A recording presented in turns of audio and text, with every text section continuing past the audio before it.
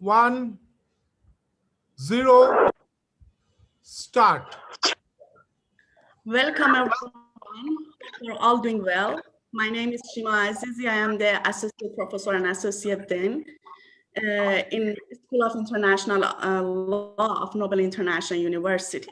We are here in an event which is jointly sponsored by Mother Theresa University, which was established in 1984 as a state university of the governments of Tamil Nadu in south of India, and Nobel International University as the University of Environmental Peace, which is founded in the United States of America and accredited by the California University.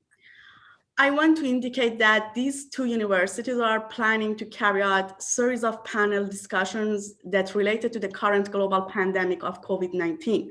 This panel that convenes us today is named A Primer on Viruses and Pandemics. In this context, which we are going to carry out by today, a series of experts are going to address some of the diverse issues raised as we adapted to a world that has changed radically in the wake of COVID-19.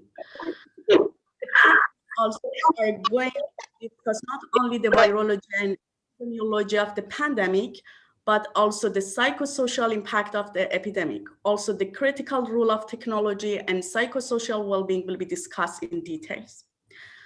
Organizing this panel would not have been possible without support of Professor Dr. Biswajit Gangoli, the Chancellor and CEO of the Nobel International University, and the Professor Dr. Roger Hansel as the President of Nobel International University.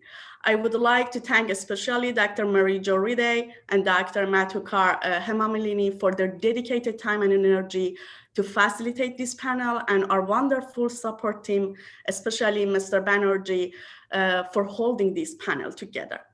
I also would like to express my gratitude and appreciation to all our panelists for their kind participation, and thank you very much all your audiences for your attendance today in this event. We hope today we can provide information that can help you and more people to understand better the cause of this pandemic and the impact of these diseases in general and specifically in our mental health, and can help us to explore ways how to restore our well-being.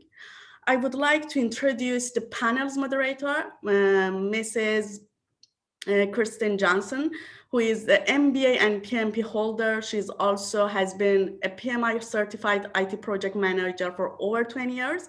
Since she's experienced and passionate about the environmental and social issues, she has volunteered and served on the boards of various organizations and charities.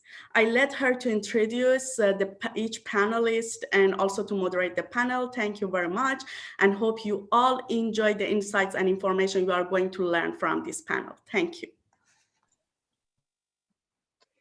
Well, thank you very much, Mrs. Azizi. Today I'm happy to introduce the participants in our panel. We're starting with Professor Biswajit Bob Gangoli.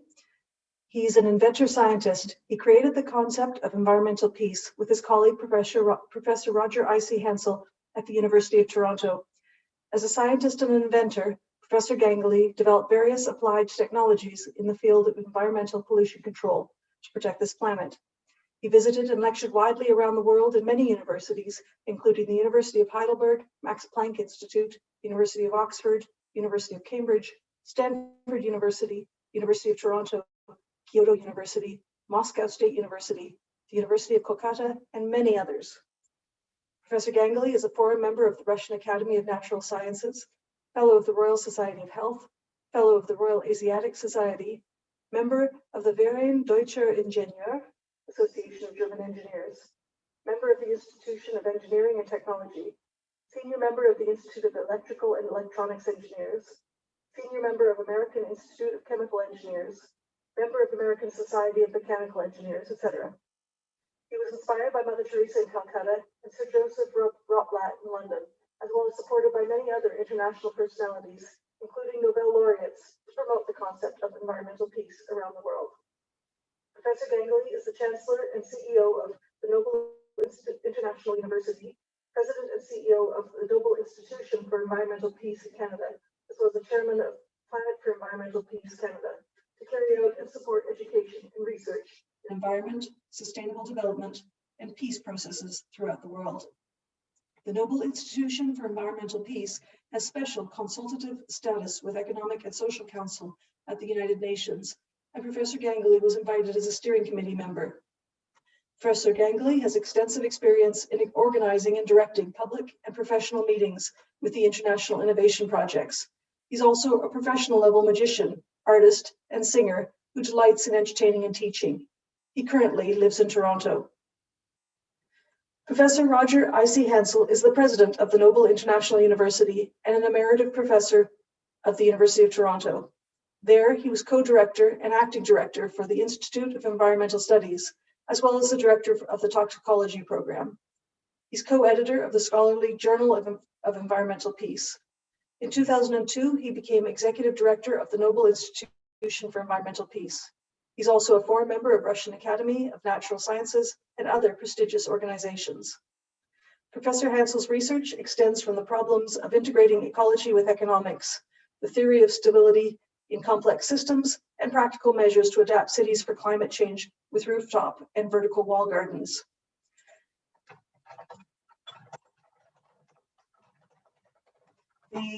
Sorry, the screen just jumped on me.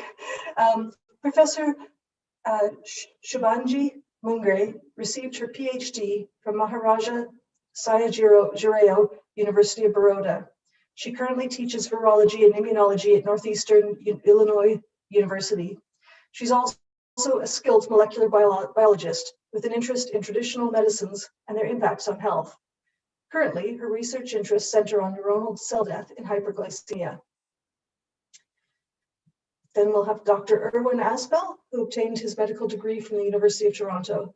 He's a medical doctor with a special interest and focus in addiction medicine, with an emphasis on narcotics addiction and the social, psychological factors involved. Dr. Asbel is a certificate of the College of Family of Physicians of Canada. He's done research in the area of medical diagnosis by computer with the Artificial Intelligence and Medicine Group at the Massachusetts Institute of Technology. He's a Master of Science degree from MIT and a Bachelor of Science degree from the University of Toronto, both in the area of computer science. Professor Bindu is an expert in contextual-based adaptive pedagogy with 20 years of teaching experience. She serves on the editorial board as editor in AKU, ISEAS, and the King's University Journal International. She also serves on the board of studies at the Mother Theresa Women's University, Kodaikanal, and the Tamil Nadu Council for Higher Education in Chennai, as well as the Academic Council for the Mother Theresa Women's University in Kodaikanal. Dr. P.B. Beulah-Bell Bensi is the Assistant Professor, Department of Education, Mother Theresa Women's University in Kodaikanal, has been teaching, doing research, and in administration for more than 15 years in higher education. She's the member of many academic bodies. She has an experience of holding the additional responsibility as program coordinator in the Directorate of Distance Education of the university concerned. She visited abroad countries like Singapore, Malaysia, and Sri Lanka for academic purposes. She's the editor of many national and international journals. She served as resource person, chairperson, and invited speaker in many academic forums in India and abroad too. She's guiding PhD, MPhil, and MEd scholars in education. Her area of research includes innovations in teaching learning process, clubbed with ICT and educational psychology. She has multiple post-graduations in chemistry, education, psychology, sociology, English, and distance education. She cleared her national level eligibility tests in education, and she qualified her state level eligibility tests in psychology and sociology too.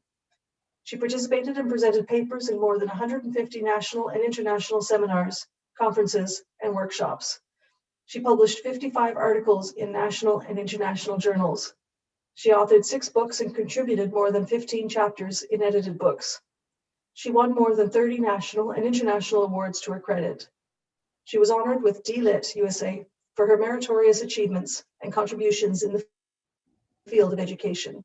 She has an add-on feather to her cap by the Doctor of Psychology by the Global Peace University of the European Union. Then we'll have Professor Mary Jo Reedy, who has taught animal behavior for nearly 20 years. She's a graduate at the University of Toronto, where she majored in zoology. She's dedicated to undergraduate education and has an interest in understanding violence and cruelty from the perspective of animal behavior. She's published a children's book on insects and has recently had a book on deception, The Wisdom of Loki, accepted for publication. Professor Lourdu Vesna is an expert in media communications from Tamil Nadu, India. She has worked at MTU since 2015 and has published on media and telecommunication and online teaching. She has an ongoing interest in topics relating security, cyber ethics, and electronics media, such as parents' perception of the internet usage by children, the use of the internet by children and adolescents, stereotyped representations of violence against women, and self-presentation on social media. So thank you very much, everybody, to all the panelists. And we will start the meeting then with the discussion from Professor Biswajit Gangoli and Professor Roger I.C. Hansel. If you would like to take yourselves off mute. Yes. Thank you very much for such a great introduction with all the panelists, as well as the short introduction about our universities and the institutions given by Dr. Shima Azizi and also the Christine. So thank you, everybody, and all my colleagues and friends, also my brothers and sisters. As a young scientist and a journalist in Kolkata, India, my hometown, my great experience was to meet with Mother Theresa. For several occasions, and she indeed blessed me and hugged me several times. I shared a good relation with Mother. She inspired me for her work to find peaceful sustainability and love for the street people in India. Today, all the street people and the homeless people are my great friends in North America. I had also opportunity to visit his birthplace, Albania, for our academic projects and academic research and invitation lectures in the major universities in Tirana, Albania. And I can never forget the name of the Mother Teresa. It is in core of my heart. And when the first scholars and the universities of the Mother Teresa universities, they signed MOU with our Noble International University, I was so excited and to sign immediately with my colleague, Professor Roger Hansel, to do the greater and greatest work for the present and the future generation, especially to protect the people, those who doesn't have the food, regular food, shelter, and also the education. The reason that jointly we have dedicated, we will do to prepare for the free courses internationally. Those who cannot study, they don't have the money to take admission in the university. So we will give them the full support with our colleagues here in India, all over the world. I can see one great professor here, Professor Amitabh Gangopadhyay. So he is a great supporter of our projects and works. He was the chairman also, the Jadavpur University, one of the major school in India. So I can see all the good people and the best wishes from them. I can never forget their love and their understanding about the concept of the environmental peace. Environmental peace, as I developed the idea, means sustainability for the mankind. It is defined as the natural relationship by which the humanity can thrive, and at the same time, the environment can thrive also.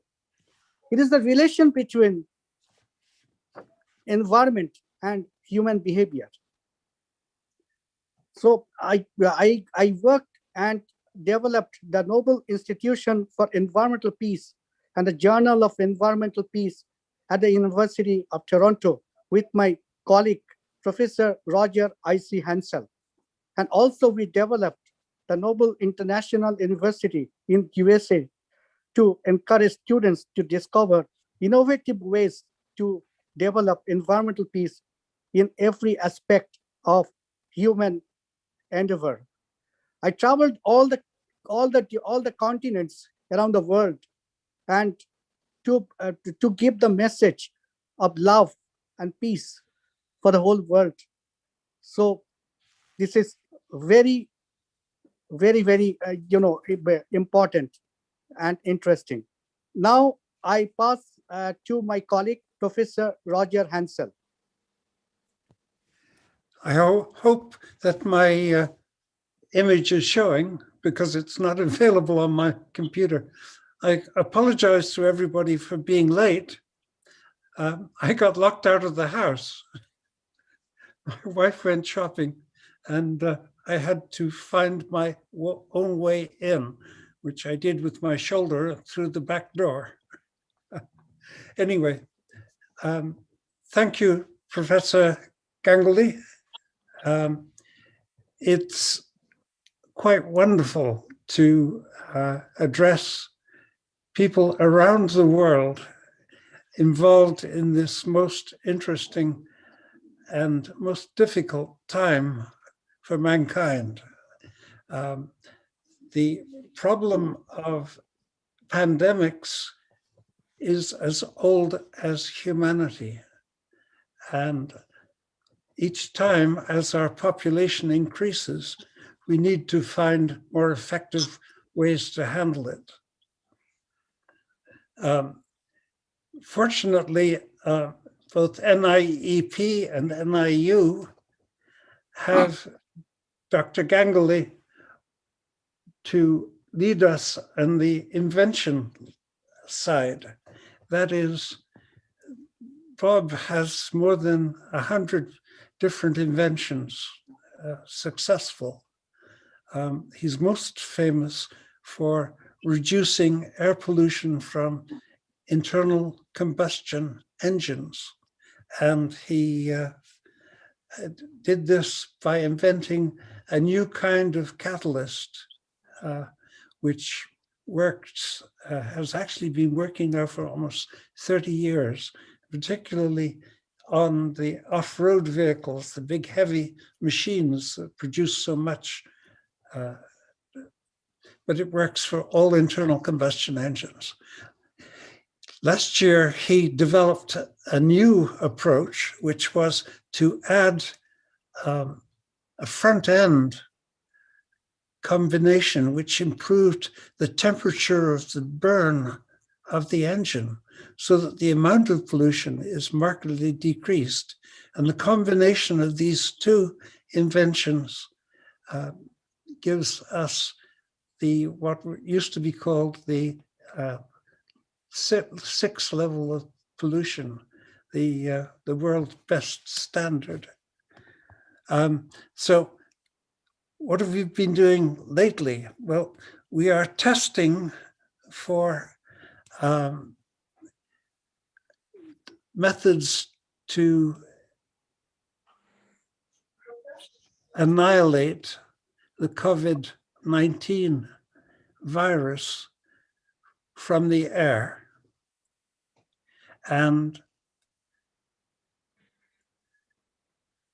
we have recently been asked by a Hungarian inventor to test out his machine, which uses the ozone, that's O3, the high oxidizing technique of destroying viruses.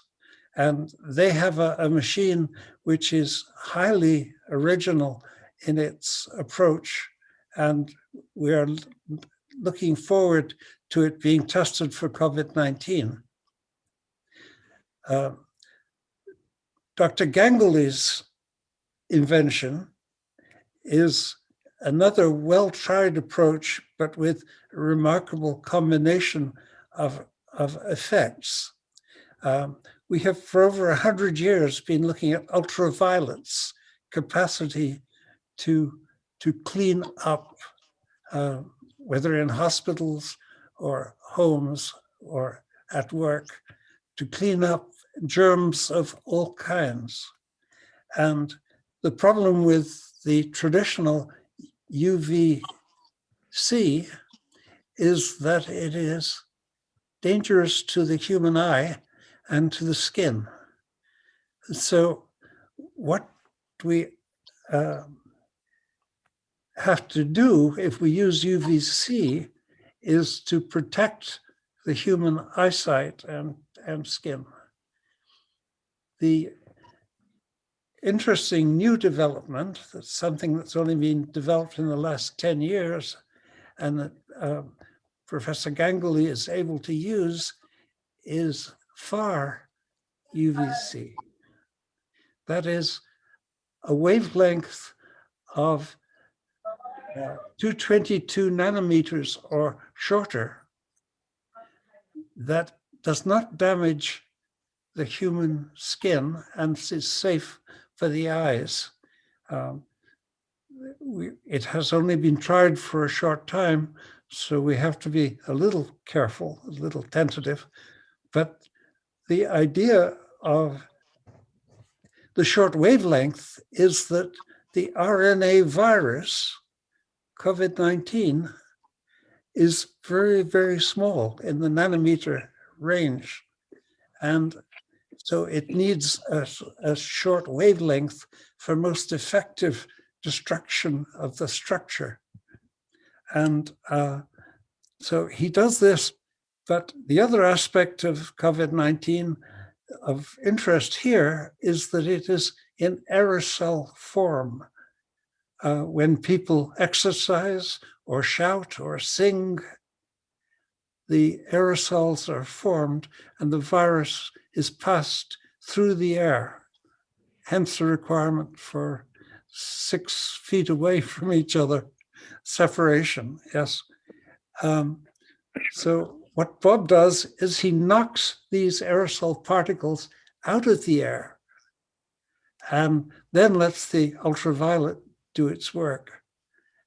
So he has ultraviolet shining while the particles are in the air, and when they're on the surface where they're highly vulnerable and are no longer a threat for communication between people.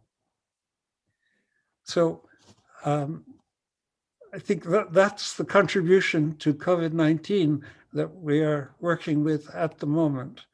And I'll pass now to the moderator for the next speaker.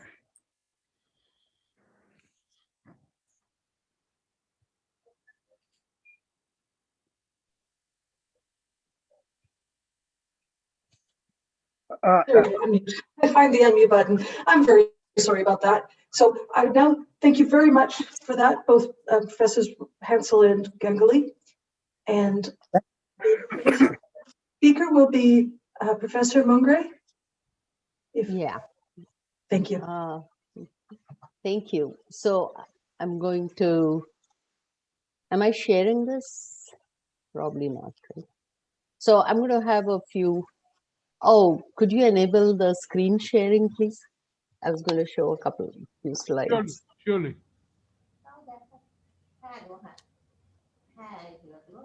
Sorry, I probably should have told you before. No. Yes, I think I got Yeah. that. Okay, so most of you are, everybody almost is familiar with this picture of coronavirus everywhere. So I'm going to talk a little bit about the virus and how it invades our cells.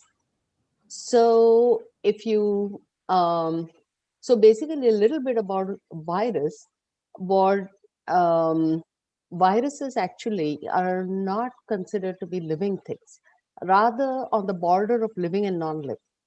That's because they can multiply only when they get inside a cell. Okay, so once they get inside, they start multiplying, form more virus particles, and then start infecting more cells. Okay? So if you look at the virus, all viruses are made up of nucleic acid and proteins. These are the only two components that they have. The nucleic acid could be either DNA, as it is in our genetic material, or it could be RNA, the ribonucleic acid. And coronavirus is an RNA virus. Okay?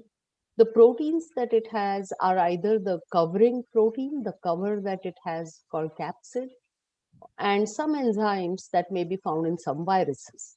So these are the two major components of all viruses. Okay? So for their multiplication, they basically enter a cell, hijack the machinery of the cell, and use all the raw material, the amino acids, the energy molecules of the cell for their own purpose, and then carry on their life cycle. So then what is a coronavirus? Okay, it has a single strand of positive sense RNA, okay, as its genetic material.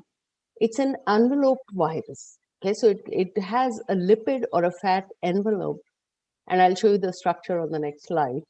The reason it is called as a corona, because if you look at those spikes, they look like a crown, or some virologists think it looks like the sun's atmosphere, the sun's corona, hence the name coronavirus.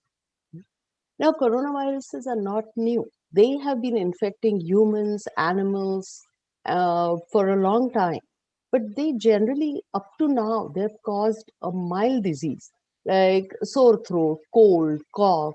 So they, in fact, cause these mild symptoms and are limited and are done. But then the first serious coronavirus disease was the SARS-CoV in about 2002, 2003, and then followed by MERS in 2012, and now this COVID pandemic. Okay, so these were the lethal diseases that actually made scientists sit up and take notice of coronaviruses. So what's common when studying this, what scientists found is that they have many similarities in these three viruses, because coronavirus is a large family of viruses. But these three seem to use the same receptor, the ACE2 protein on our cells, which actually has a normal function. It is a protein that controls our blood pressure, our blood vessel constriction. Unfortunately, it also serves as a receptor for the virus. So then where do these viruses come from? And what has allowed this virus to spread so rapidly, causing a pandemic? So COVID is a zoonotic disease. Yeah, zoonotic infection means the virus originates in an animals and then somehow gets transmitted to human beings. So all of these, the SARS viruses, have all caused zoonotic infections. And there are several infections on the rise. For example, we have Ebola, AIDS, West Nile virus disease. All of these are zoonotic diseases. So where did COVID-2 arise and how did we get it? So when scientists studied, what they found was that the virus originated in bats. Bats are the source of several viruses. They're actually called as reservoir of the virus. Okay? And from there, it was contracted by animals called pangolins, who came in contact with the feces, may have contact in bats itself, because these are also wild animals. And then humans who came in contact with pangolins during hunting, eating, contracted the virus. And once it entered the humans, it spread from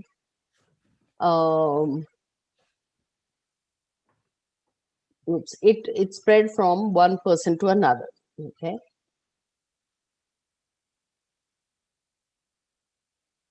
I think it has froze. Okay, so if you look at the structure, it is basically we're interested in this spike protein, which actually causes which actually is the one that binds with the cell and gets in it, okay? As I told you, once it gets in the cell, it starts multiplying in the cell. And so any cell that has the receptor protein on it is susceptible to this virus. So what are some of the cells that are susceptible, okay? Our lung cells express it, kidneys, intestines, and because of that, because they have the ACE2 protein, the virus infects these cells, and that is why you see the symptoms: breathing, cough, sore throat. And because it is a respiratory virus, it is infecting our lungs primarily. Okay? It causes lung cell injury, so that results in low oxygen intake, low oxygen levels requiring oxygen supplementation, ventilation. It results in inflammation, results in clot formation. All of these are result of inflammatory conditions shown by the patients.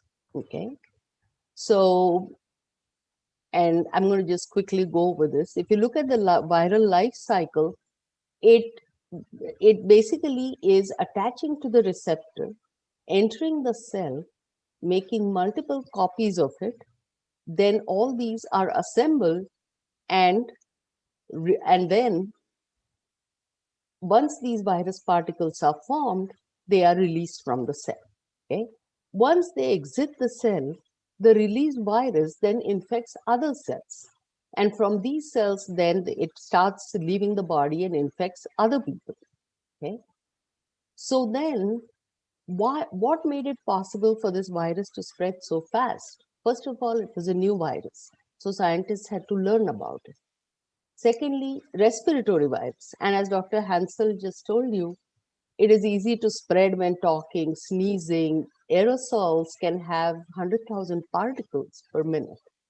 That is why social distancing is important. Another important factor was asymptomatic infection. People were infected but had no symptoms. As a result, they were spreading it to uninfected people. And you can see many people, I was talking to some people in India who said that they had antibodies in their blood when they didn't even feel sick. So they must have been asymptomatic, infected by the virus without realizing it.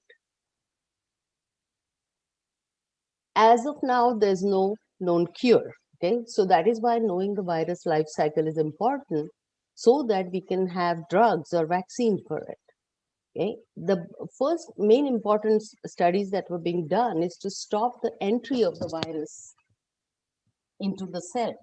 Okay, because the spike protein, the spikes that you see on the virus surface, because that is instrumental in getting the virus into the cell and starting virus multiplication, the vaccine is being produced against the S protein. So if you prevent the attachment of the virus to cells, the virus cannot infect the cells. You're preventing it. Okay? The other part is attack the enzymes where the virus multiplies. Okay? So if you all have heard of trials with remdesivir, which was used for other virus, it inhibits the action of viral enzymes so that the virus cannot replicate. So these are the efforts that are being done to try every stage of virus life cycle to be inhibited. Okay? So then once the person is vaccinated, it leads to development of antibodies to this viral S protein. So if these antibodies are present in the blood of the cell, blood of the person, when the virus enters the body, the antibody will bind to the spike protein, so that now the spike protein cannot bind to the ACE2 receptor. If it cannot bind, it cannot enter the cell. And if it doesn't enter the cell, it cannot multiply. So the idea is to block the virus right at the cell entry level. Okay? Now, you all may have heard about the variants of the virus. There is a UK variant, Brazil variant, and one of the things is its genome is RNA. RNA viruses mutate more easily, and that is why it produces mutations in the spike protein where it binds. Fortunately, we still don't know, but the vaccine may be able to be efficient against blocking all of these viruses. So vaccination does not do anything to the genome of the patient, and it is beneficial in blocking the patient. So hopefully, if we all get vaccinated, one day we'll be seeing this and say bye to the virus. Okay. Thank you. I hope I was in time. Thank you very much, Professor Mongray. Now I'd like to pass it over to Dr. Aspel. Hello, thank you. Thank you. So anyway, I want to first give thank you for giving me the opportunity to speak. I wanted to mention one thing. Of course, Bob and Roger are very good friends, and Roger explained very well about what Bob was doing, and there's another technology that's used in combination with the ultraviolet that Bob is using, and that's the plasma technology. So I want to make sure it's it's pointed out that there's a dual technology that's being used in the device that he's invented. I also want to point out that I noticed there was a very respected psychiatrist, Dr. Gauger, that was on the screen, and who I've referred patients to before. Anyway, I just wanted to say that I'll speak from a point of view of a family doctor of the topic I'm going to speak about, because he's a very respected psychiatrist and could talk about more deeper pathologies. So I wanted to focus on a topic that affects all of us, the psychological and psychiatric aspects of the COVID-19 pandemic. Can everybody hear me, by the way? Can you hear me? Okay. By understanding this, it will help us identify and recognize issues in order that we take steps to help alleviate some of the psychological and psychiatric pathology which has been caused by the pandemic. With that said, there's clearly been some positive aspects of the pandemic, and we'll touch upon that also. Let's first consider what environment the pandemic creates with its associated lockdowns and quarantines.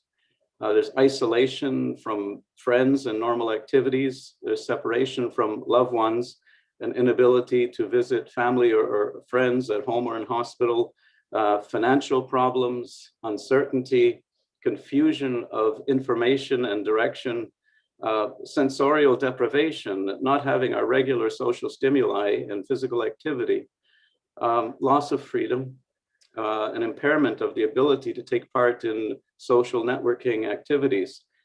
In some situations, people in more desperate financial situations, there could be inadequate supply of food, clothing, and lodging. So what are the psychological effects caused by this? There's fear about personal health of loved ones, financial worries, stress, anxiety, concentration problems, panic, irritability, frustration, not being able to do the tasks we're accustomed to. I see this a lot clinically. Frustration can develop in interaction with family members. Frustration can escalate to anger. There can be mood alteration and emotional lability. Hopelessness can set in as we don't know what the future may bring. Decreased self-esteem happens as we lose at least part of our regular roles in society, and desperation can set in as the stress is increased. People can feel emotionally exhausted, grief due to loss of functioning or loss of loved ones or friends. Overwhelming stress can cause an emotional numbness. There's boredom, which is one thing I hear frequently, loneliness. Fortunate is the person who has family members with them. Children can experience nervousness, loneliness, uneasiness, and concentration problems. They can also get fear of death and fear of a parent's death.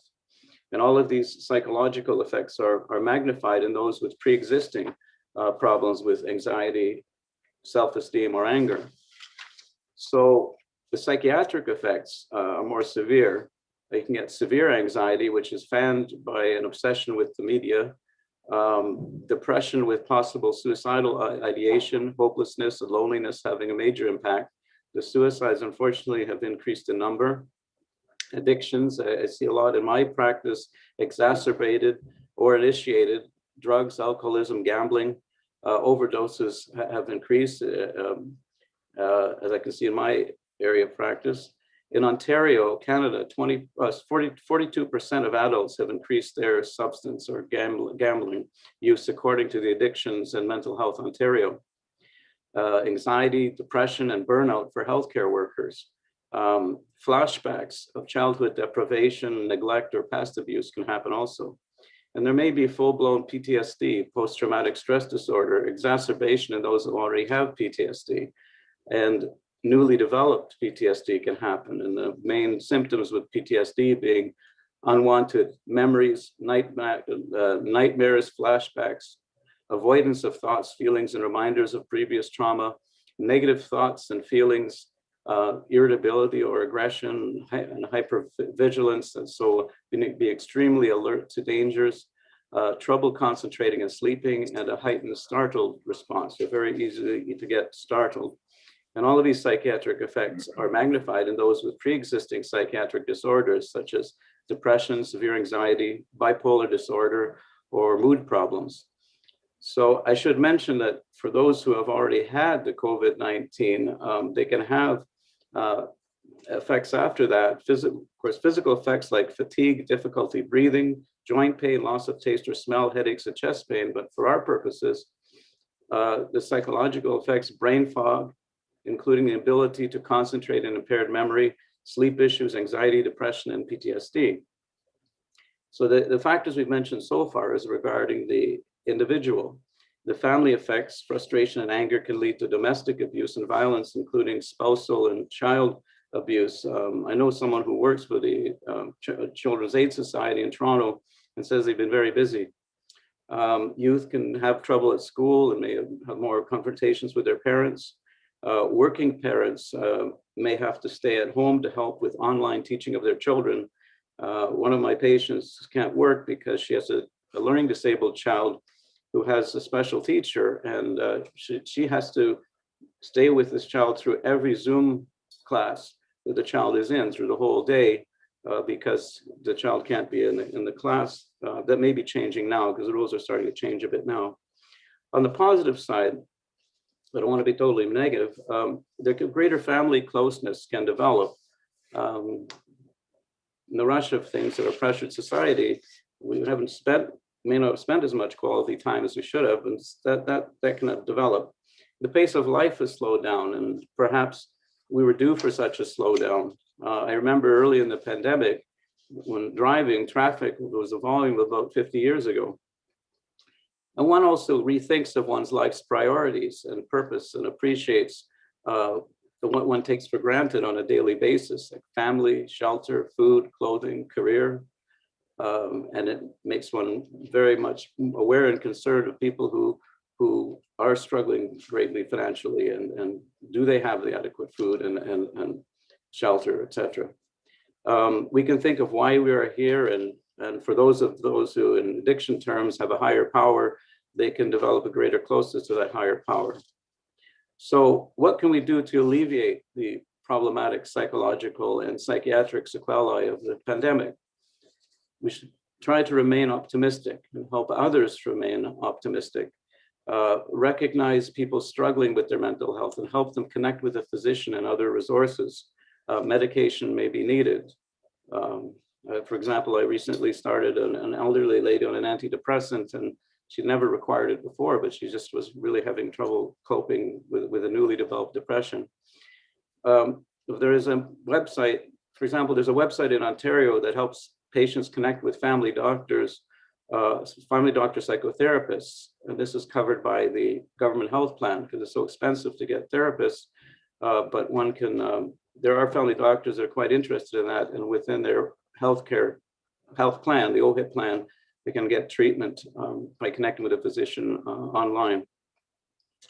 And when the pandemic's over, they can see that doctor in person, alive. There is an online group therapy, for example, for addiction, like AA, and other things that help are things like exercise, a good diet, and meditation has been helpful. To help alleviate anxiety and uncertainty, we must provide and must be provided with truthful medical information, untainted by ulterior motives, so that well-informed decisions can be made. For example, lockdown can have devastating psychiatric results, and there must be a definite great need for one to cause it to be implemented. Scientifically valid reasons must be given for various treatments and preventative measures, and treatments that are valid can't be ignored, or the public trust will be affected, and harm could result. Effective and genuine communication is a must, and as we're dealing with people's lives. Eventually, we'll return to a normal existence, but it'll take some time. For example, with the SARS epidemic 20 years ago, vigilant hand washing and avoidance of crowds was evident for many months after the quarantine was stopped. Until we return to normal, we have to understand our own psychological responses and be understanding and helpful responding regarding those of others. Thank you. Thank you so much, Professor Asbel. And now I'd like to turn this over to Professor Bindu.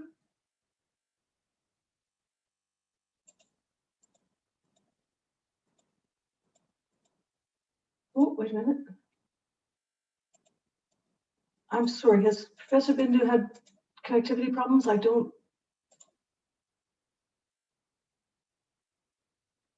not seeing.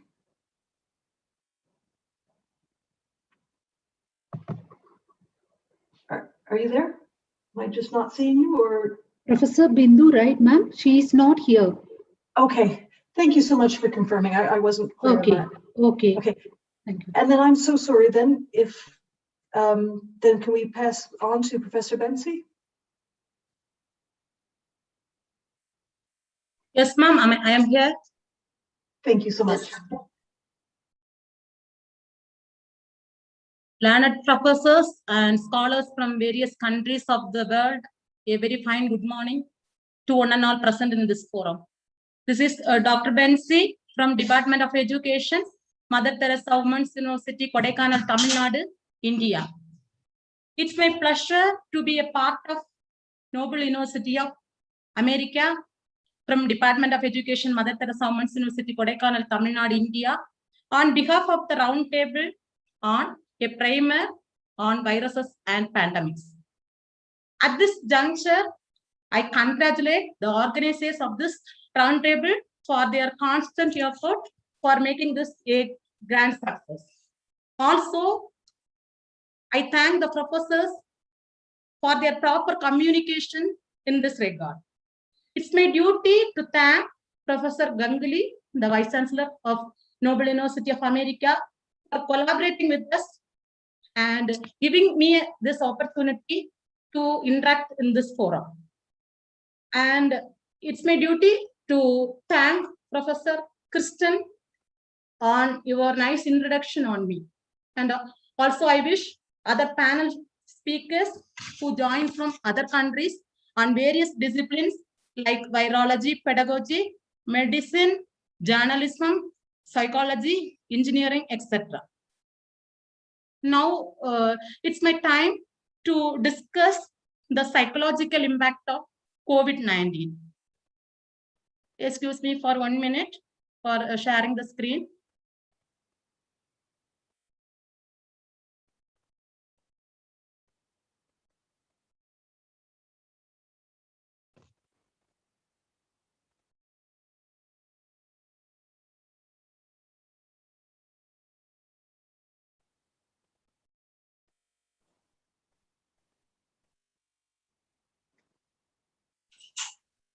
So right now we're seeing the email about this conference. Is that what we're meant to see?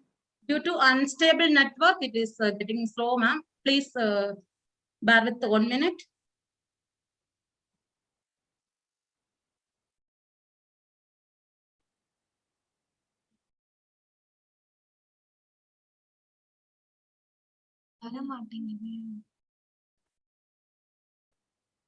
Okay.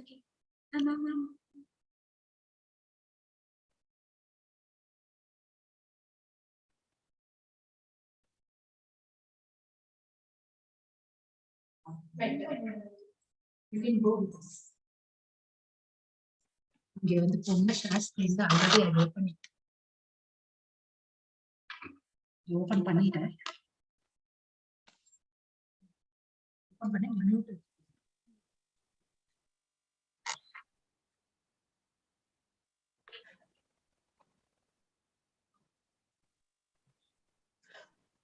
I'm very sorry for this was unexpectedly short notice for you to. Yeah, sorry for it. Sorry for the trouble. Just a minute.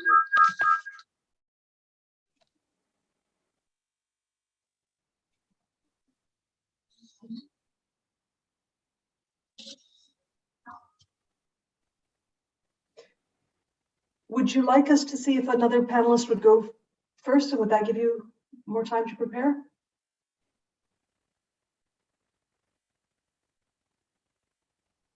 Would that be helpful? Maybe not. Looks like you're in now.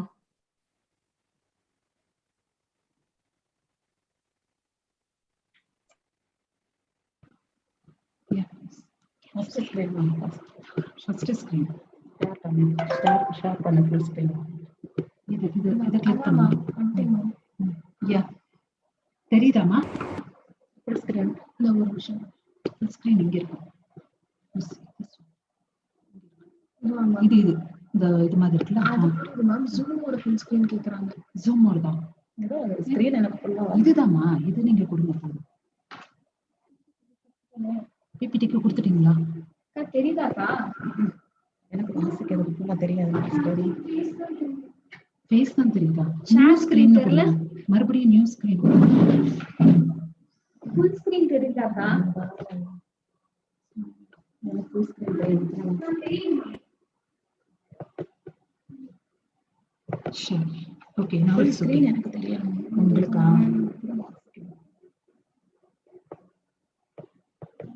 Full screen வந்து board அந்த computer இங்க இருக்கு. Okay, உங்களுக்கு தெரியாதடே வாசிக்கிறதுக்கு. உங்களுக்கு தெரியுமே. ஃபுல்லா தெரியாது. தெரியும். அவ்வளவுதான். இதை மினிமைஸ் பண்ணிக்க வேண்டியதான். இதை தூக்குங்க. மினிமைஸ் பண்ணுங்க. Your presentation is visible now. Yeah, now it's okay.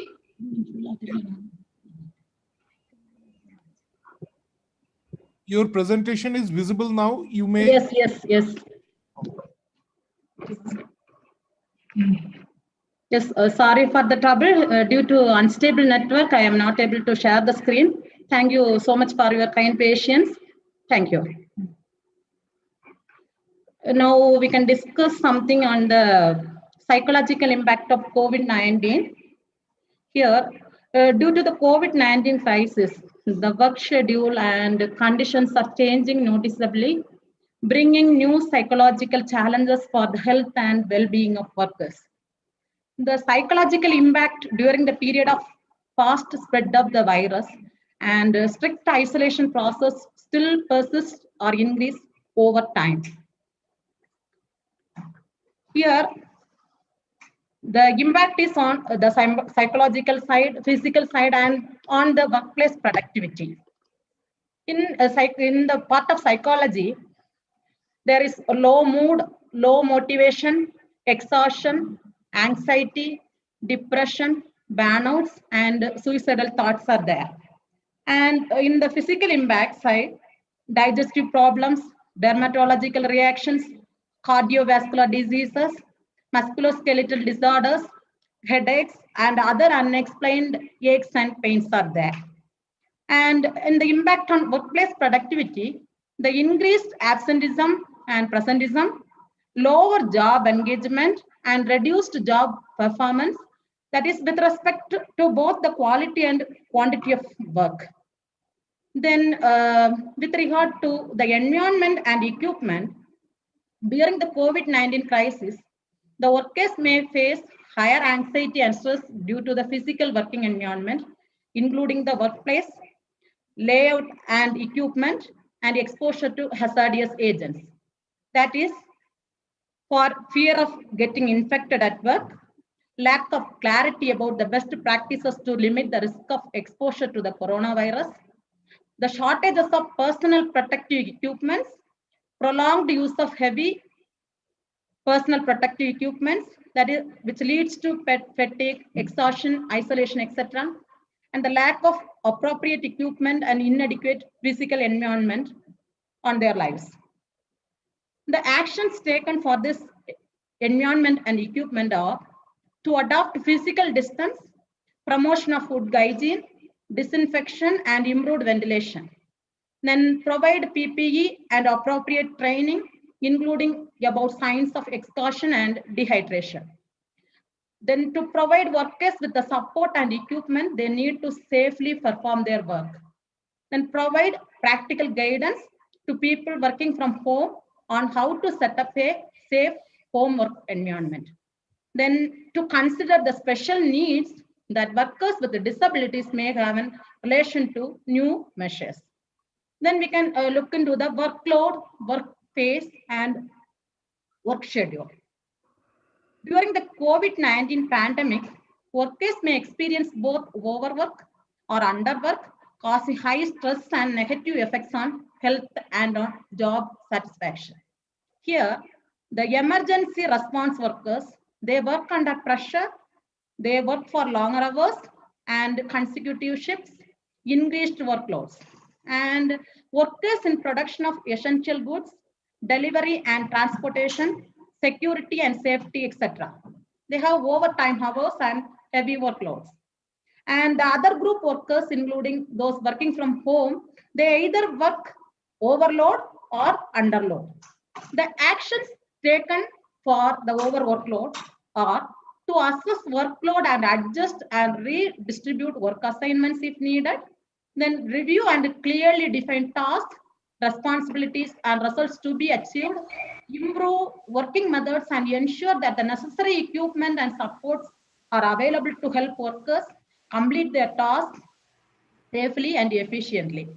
Acknowledge and appreciate workers' efforts in coping with the changes, and include sufficient breaks and encourage employees working from home to have regular breaks, and encourage relaxation exercises, stretching, or recreational activities during the breaks. Then the next we can go with the violence and harassment at the time of pandemics. The risk of violence. I'm sorry, hello? Yes, sir, please. Yeah, do you know that it's not scrolling? We are still stuck on the first page of the psychological impact of COVID. It's not scrolling as you speak.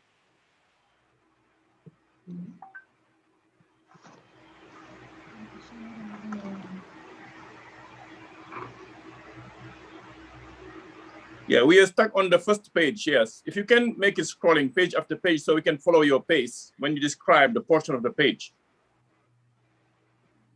Now, sir, able to see the screen, sir? Please click on. Yeah, they all can see that we are all stuck on the first page where it's mentioned psychological impact. Sorry, sir. Please 1 minute. Here it is being hill station. There is a very unstable network, sir. So we are traveling so much. Sorry for the interruption. And No we problem. we will do, sir. We will do.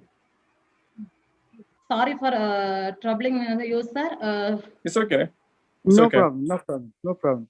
But your lecture is very good. You are telling Thank you very so good much, sir. covering. Thank you. Yeah, Yes, definitely. yes, It's very substantive, yeah. Yeah. That's why we need to see the writing. That will be important. Yes. Maybe you can share about yours all the slides in our chat box or something. So Mary Jo, Professor Mary Jo, can you just see if you can share? If she can share. No, is it possible? That no. I think when you scroll, you can just scroll as you speak. You can scroll to each page you're talking about. Just scroll it. Yes, that's true. Yeah. Due to unstable network, we are not able to move the screen.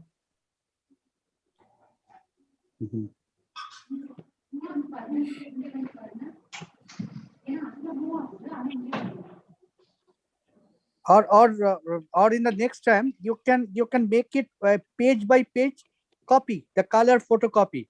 Then you can show the copy in front of camera and you can tell, right? This is the best solution in case the network is back, so you can show one by one, like our old practice for the slide demonstration, something like that. That is also good. Yes. Are you able to view the screen, sir? Is it the screen is moving, sir?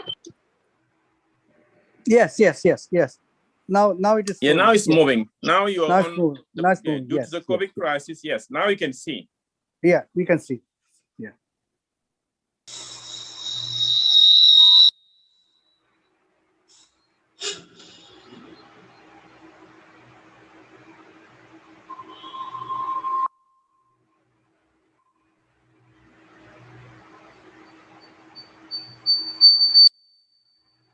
Sir, shall I proceed, sir? Yeah, you can go ahead. That's good. That's good. Yes. Now we hear you very well. Yeah. Yes. Yes.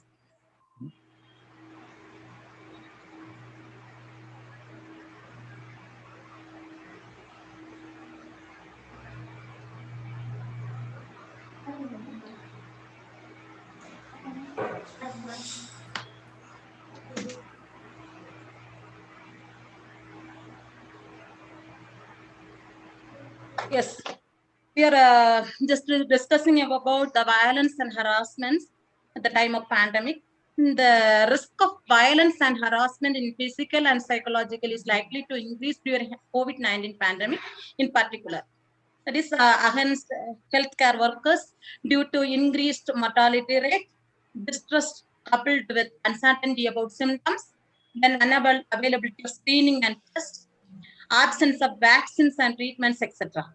Then against staff assigned to enforce measures, that is against the police officers, that is, and laws due to restrictive measures against citizens' mobility and other protective measures.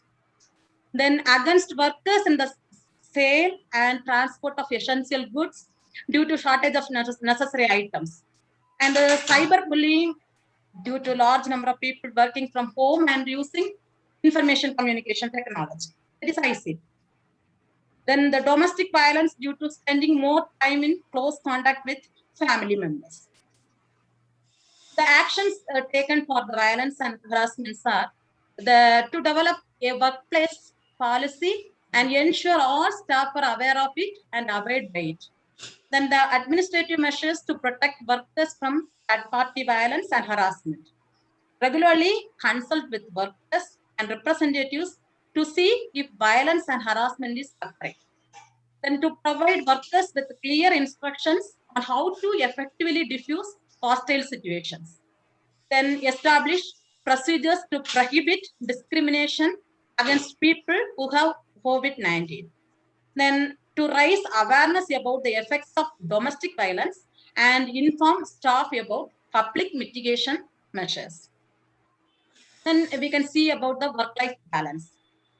The COVID-19 pandemic may contribute to the deterioration of workers' work-life balance with negative effects on their mental health and well-being and their productivity, which results in the limitation of social life due to restrictions aimed at limiting the contagion, particularly when working from home, blurring of boundaries between the personal lives and works, additional household chores and caregiving duties such as childcare, homeschooling, and taking care of older relatives and family members.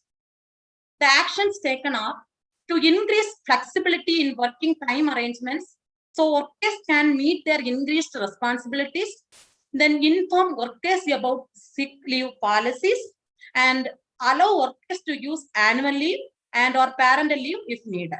For employees working from home, combine flexibility with ground rules about when workers are not available for working order to allow them to disconnect from work at specified times reserved for rest and personal life. Advise workers about creating a dedicated workspace free from disruptions and establishing boundaries around their working hours with their partners, children, and housemates.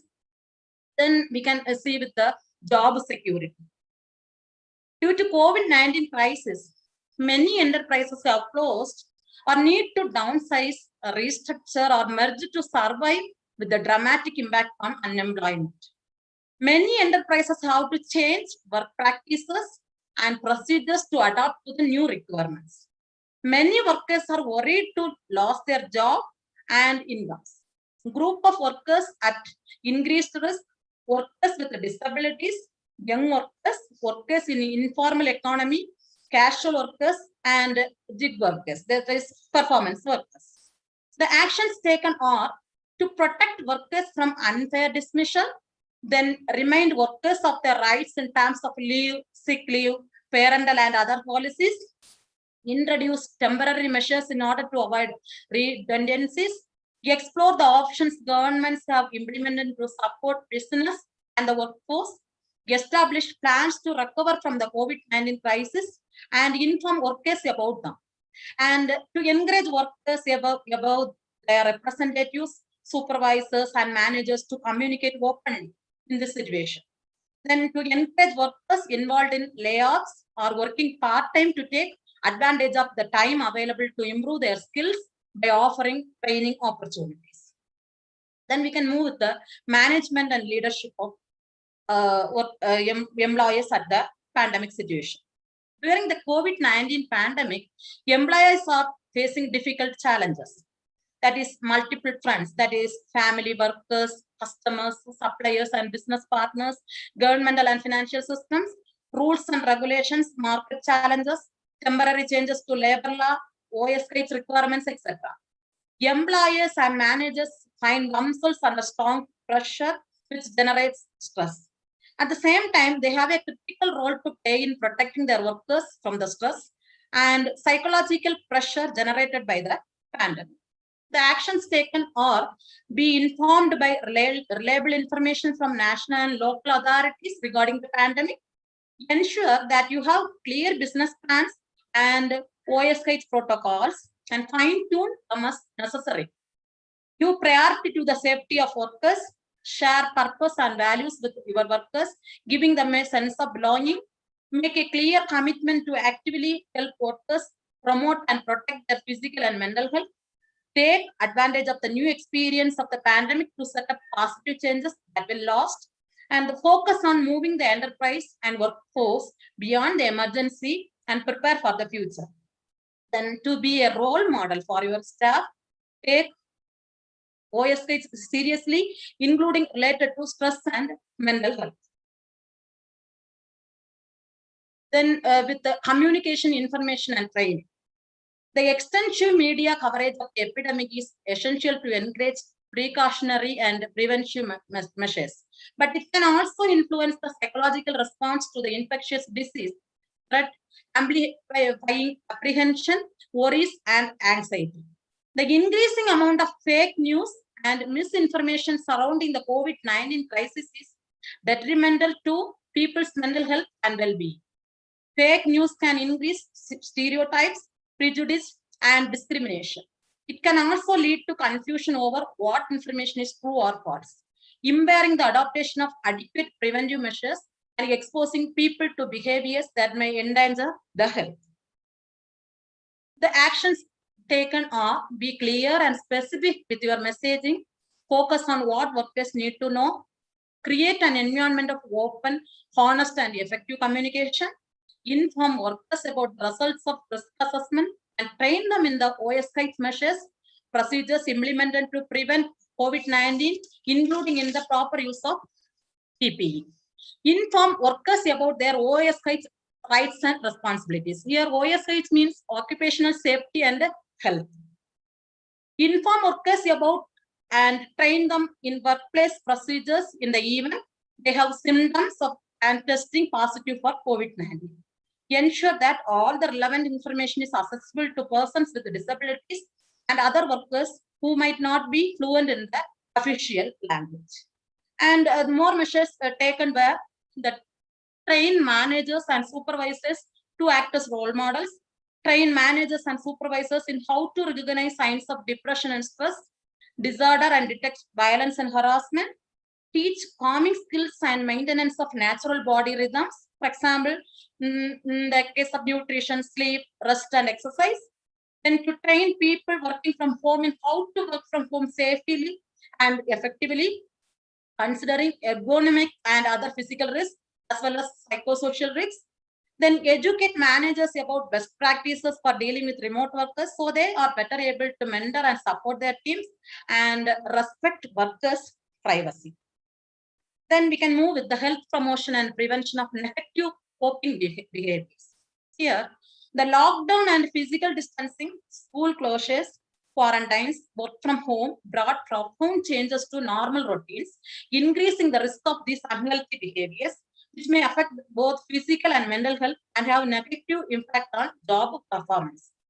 The psychosocial risk and work-related stress are associated with unhealthy behaviors, including heavy alcohol consumption, increased cigarette smoking, poor eating habits, less frequent physical exercise, and irregular sleep patterns. The actions can be taken by revise working time arrangements to improve sleep, rest, and reduce fatigue, inform and educate workers about health routines for sleep, encourage regular exercise, including by providing information on how to exercise at home, encourage healthy habits such as regular breaks, not missing the meals, and making informed food choices, provide training and resources on alcohol and drugs and services available, train managers and supervisors to identify changes in job performance and behavior that they may indicate potential substance abuse so they can refer to them support services. And when food is provided at work, make healthy options available. Then we can move with the. So sorry, we're Yes, running out of time. Are you at a position where you're going to be able to wrap up shortly? It's been I'm not able to get you, madam. We're running out of time. Are you able to, in a position where you can wrap up shortly?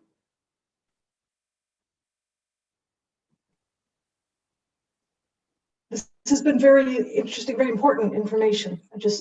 I'm so sorry.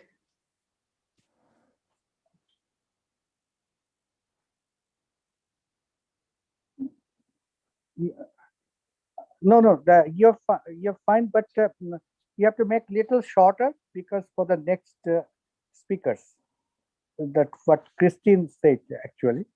So at Yes, the time is a little shorter and to finish it nicely. Yes, sir. Yes, sir. I'm going to finish with just 3 slides. Okay, no problem. Can I, Thank sir? you. Can I, sir? Can I?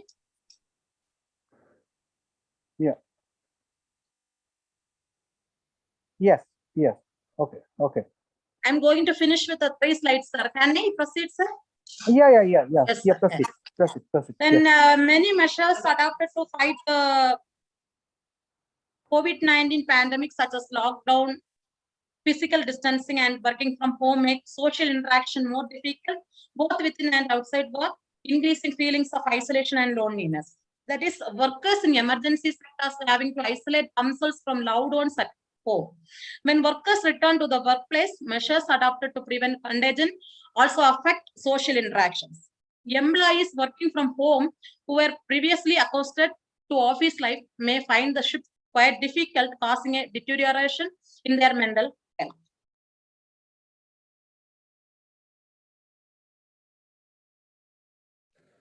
Thank you very much, Dr. Bensi. Okay, sir. Thank you, sir. Here I have given a chart. Nowadays in pandemic, what are the main concerns? That is a concern for my own health, that is 82%. Concerns about family members and health, 71%. Loss of income, 59%. My ability to get medication, 49%. Then isolation, 46%. Then I cannot work as I usually could, that is 39%. Stigma related to HIV status, 32%. And all these are given. And I can share the PPT to the participants. Here, from the consumer survey of March 2020, and the reports are like this in the USA. Everything is given. And thank you very much for the opportunity. Thank you so much. And if you have any queries and discussion, kindly text me in the mail. Thank you so much for the opportunity. Thank you. Thank you. You can write the full article and we can publish at our Journal of Environmental Peace. Okay, thank you so much, sir. Thank you. So much. We will publish. Thank you. Roger, Professor Hansel and myself, we will publish it. Very good presentation. Thank you very much. Thank you, sir. Yeah, well. Thank you so very much. And I thank you for working through all the technological issues. That's right. Thanks. And so, Professor Reedy, are you ready to, oh, actually, sorry, just one second though. You're still sharing your screen, Professor Bensi. There we go. Thank you. Okay, Professor Reedy.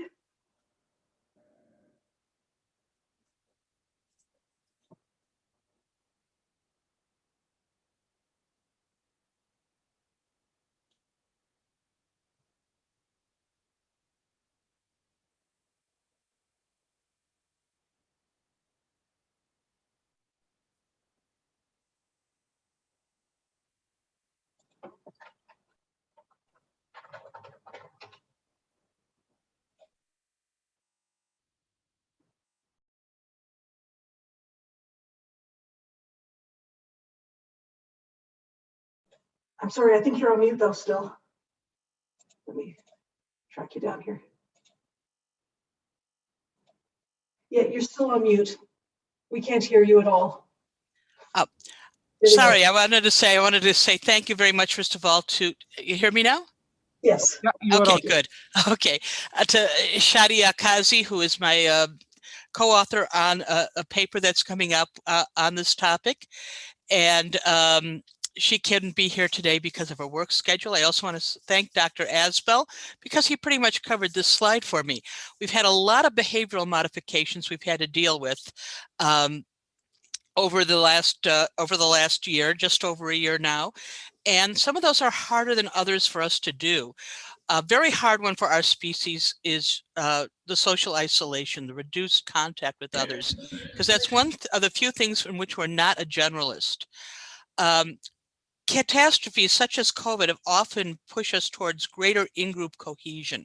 We tend to hunker down with people we see as being more like ourselves, and it kind of contracts the circle of what we consider to be us and expands what we consider to be them, the other guys. And who we exclude really depends often upon pre-existing prejudices. These are different between the United Kingdom, China, the Middle East, United States. There have been a lot of different ones. Recently in the news in the United States has been the anti-Asian prejudices, which have been up over more than 100%. Some estimates are up to 150% increases in attacks on Asians, often with people considering them to be the source of the virus. And so this has become a big problem. Also, ageism has been coming up. And in the United States, one of the names the virus has gotten, or the disease has gotten, has been the boomer busters, because of its attacks on or perceived impact on.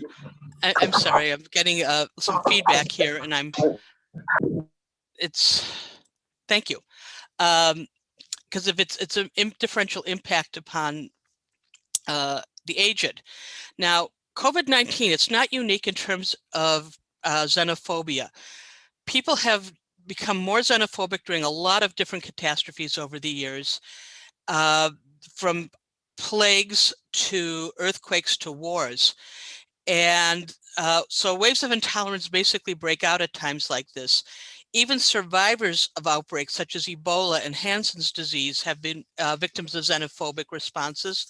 And even animals, a lot of people have gone after bats. You know, they're just being bats. They didn't really go out to hurt us. So these have increased in physical attacks, microaggressions, loss of employment. There have been a lot of ways in which we've actually been hit and harmed others. Now, humans, in terms of our animal behavior, are considered generalists. That means that we can switch resources. We can do a lot of different things. Sociality, however, is one of those things where we're kind of locked in. Just how we express it can change. Now, we can respond as part of our generalist behaviors with great compassion or with incredible cruelty. And we'd like to kind of understand what some of this evolutionary behavior is behind this. First of all, our species risks, getting back to COVID, puts us at our species needs puts us at great risk for COVID and other contagions. it's also highly unlikely that we would have this highly social nature and not have some kinds of defensive measures against diseases, including behavioral defenses. We see this in other species. We see it in grasshoppers. We see it in bees. We see it in other primates. And humans also discriminate through fear of being infected. And we have something called the disgust response. And the disgust response perceives someone or something as a source of contamination. It's been highly related to that. And it's a contagion mechanism, avoidance mechanism. Dictators and slave owners have used this thing because it is so strong as an instrument of dehumanization and torture. Disgust triggers muscles in the face that reduce the width of nasal passages, the mouth, the eyes, and it is been linked more and more in the last 10, 15 years to protective reactions. It also makes us recoil and move away from something that's potentially damaging. Now, it can be adaptive, okay? It can remove us from potential contaminations. Because it's so strongly involved with this, it's also easy to misfire, okay? We can get adaptive disgust that takes us away from contamination. We can also have maladaption, and this is a system very prone to false positives. In other words, making errors and thinking something will be harmful when it isn't. And this defensive system helps explain some of the incorrect xenophobic reactions because of the combined effects of the of disgust and pre-existing xenophobic tendencies. So we also combine disgust with fear. This makes a very powerful mix, and it tends to trigger the disgust mechanism and makes it fire prematurely. And this creates a sense of moral outrage, and we tend to start blaming individuals or groups for something, such as the thing that's disgusting us, such as disease. Another important animal behavior thing that comes in here that we're sharing with a lot of other species is spite. Now, spite is something that was not well understood until fairly recently. Lose-lose relationships just didn't seem to make any sense in ecology. Now, Dr. Hansel, I believe, had a student who was really focusing on spite a while back. And she was really a pioneer in that respect. A spite is a strategy that can lead to increased survival for you and your kin, basically for your genes, favor you, if the damaging behavior hurts your rival more than it hurts you, okay? If it reduces their fitness more than it reduces your own. So why do we let our disenfranchised suffer? Why is it so common that we just leave people behind? And this is important to understand because with COVID, anybody who gets left behind isn't just suffering from spite. For the majority population, they are creating little petri dishes in which more varieties of the virus can start to take hold. So even just out of self-interest, we should not be allowing this to happen. So what's going on? Spiteful actions can potentially increase the relative fitness of a group, even if at a slight personal loss. Okay, I might be a little bit more prone to the virus, but if I can make you far more prone, I'm ahead of the game in terms of passing on genes. Higher ranking animals have a more significant buffer of resources and health. More higher ranking people have that, and they can impose a higher cost on lower ranking ones because of that. So in indulging in a behavior that just slightly harms you or your family can have major problems for others who don't have that kind of a buffer. And that net benefit can be harmful if it can harm rival factions or alter the power structure between the two groups. So COVID-19 specifically hit that virus hit something called the ACE2 receptors. And that is part of a system that regulates blood pressure. And it tends to be part of this stress response that reduces the immunity in lower ranking, lower socioeconomic and socially ranking individuals. So this immediately you've got a problem where you've got when you add it to spiteful gaps in in health services, the disenfranchised can get a significant disadvantage, and those who are enfranchised can have a significant advantage just from in COVID, just from this alone. And we're seeing this in disenfranchised populations in the United States, at least, where the rates of infection are disproportionately high in the less enfranchised communities. So in summary, we've seen a lot of change in the last 100 years, how we are treating each other as a species. Now, there's a lot of different proposed reasons for that: greater literacy, contact with more people, more access to energy, so we don't have to have a permanent underclass of human chattel that we used to use, greater interdependency in trade. And we have to add to this that we've had a reduced risk of infection for a long time. Despite globalization, you know, our disease levels have been down quite a bit.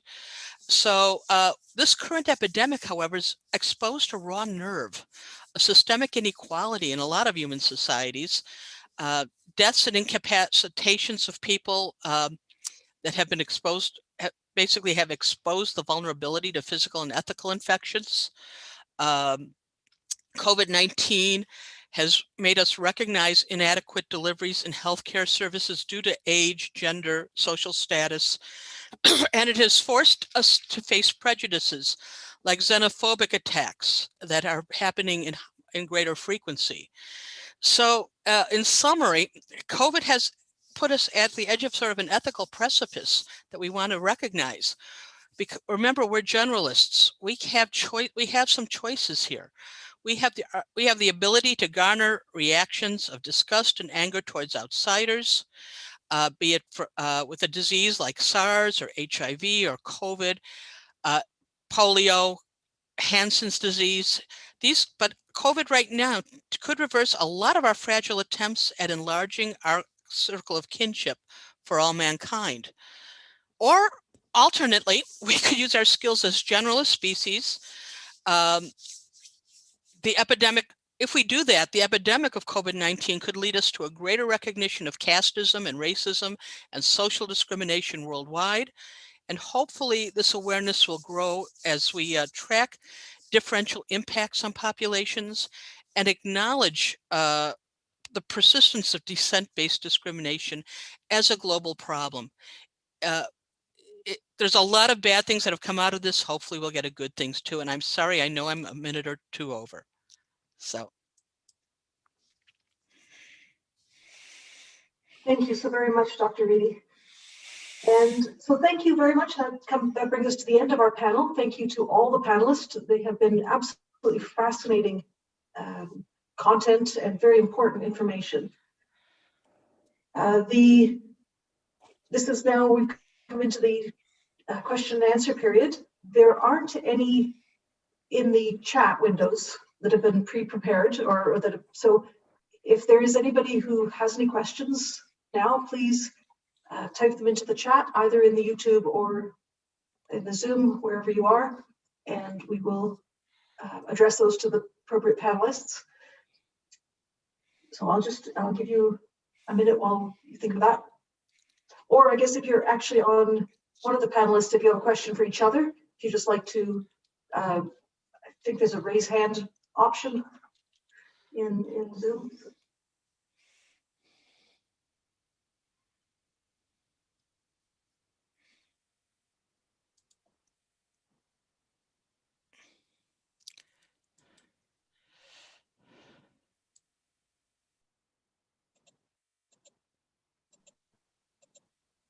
I can't find the raise hand thing, but I have a question for our first is Dr. Hansel, Dr. Gangoli. Can I go ahead? Yes, please. Thank you. Yeah, I was intrigued by this low wavelength UV affecting the virus. I think that is such a non-invasive way of killing without harming the others. So is this like placed in the room? Is it specifically pointed at surfaces? How does it work? A very layman's question. Professor Gangoli, are you able to answer that? I think you're muted, Dr. Gangoli. Sorry, I'm trying to find you to, yeah, there you go. Anindo, unmute Roger. Anindo. So we can hear you now. Yes, request to Roger. Roger has Roger, why you muted? Roger, please unmute. Oh, that's not a question that you can answer? No, better because the Roger says first, and then I can come in on that. Roger? Okay, he does have a disability. He finds it difficult to find the buttons, so we'll have to give him a minute. That's why I was going to get you to go first. Roger, I had sent unmute request to you. Please click on that. Roger, I had sent an unmute request to you. Please click on that. Okay, carry on.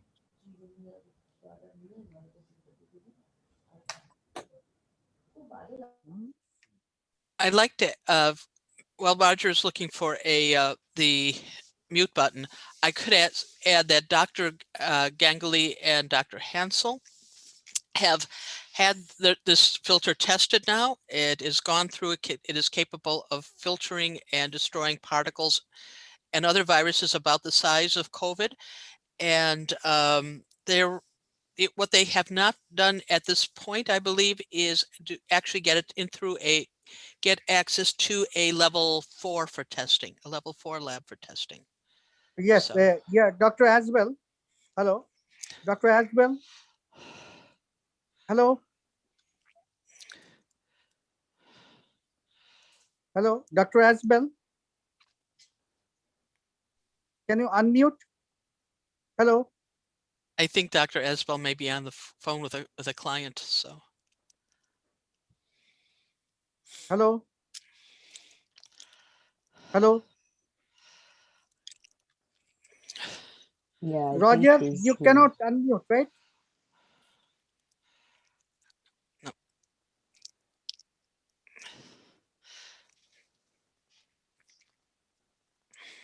Roger. Unmute is not working. Yeah. There. Dr. There, yeah. Dr. Aswell, okay, so that. Yeah, Roger, Roger, you are audible now. Roger, you can tell, yes. I think Mary Jo has covered it pretty well. The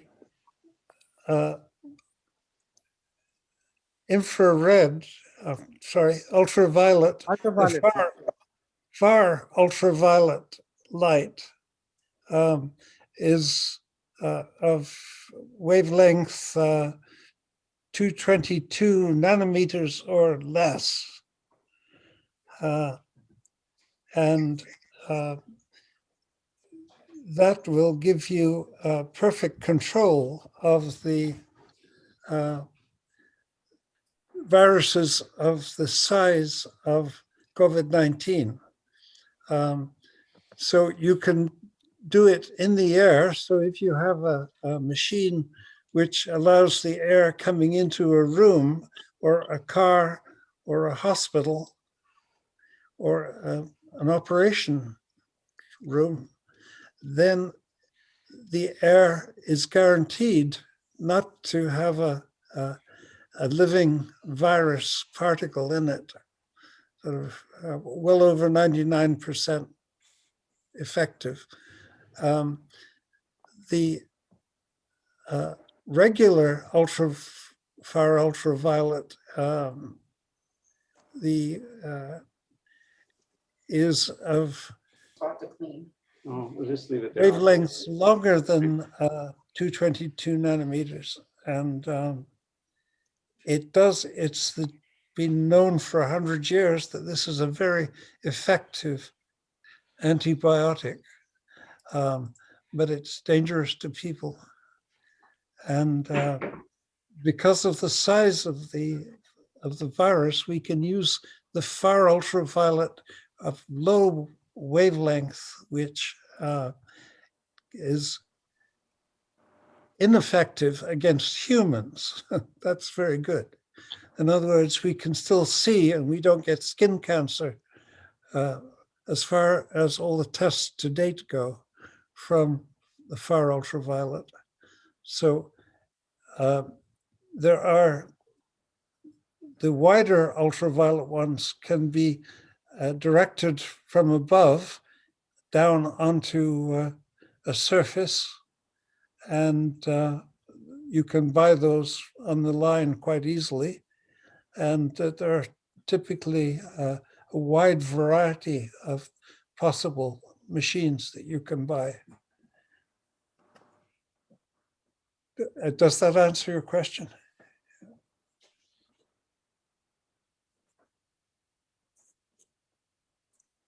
Hello. Am I still muted? Oh, I was muted. I said yes. No, it answers my question. I think it would be so useful in schools and all where they're concerned about the ventilation systems and with students returning. Yes, and also that I want to conclude because I wanted to give chance my colleague Professor Hansel to respect him, the first to talk, and also this technology along with the combination with the plasma ion generator technology, we have tested here in our lab, and we found the excellent result for the even for the solid smokes or something. In a very small particulates there, it has been destroyed, as well as there's all the precipitated has been on the surface on that. So it is a combination of the two technology. It gives the amazing result, but we are waiting to go for the COVID lab because it passes in all the tests of the bacteria, of there's a fungus. In all the tests, it passed very good. And we also have our video recording taken on that. Only that we are waiting for that kind of test as a final test. The idea is to control that